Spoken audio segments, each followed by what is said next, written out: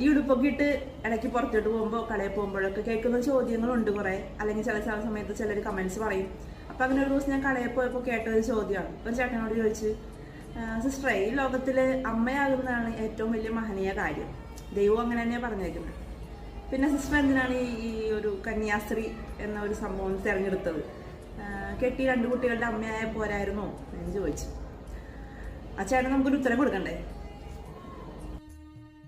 സത്യമായും അമ്മയാകുക എന്നത് മൂല്യമുള്ള വലിയൊരു വിളി തന്നെയാണ്. ദൈവം മനുഷ്യരെ വിളിക്കുന്നത് പല രീതിയിലല്ലേ. സിസ്റ്റേഴ്സ് മാതൃത്വത്തിൽ നിന്ന് ഓടിപ്പോകുന്നൊന്നുമില്ല.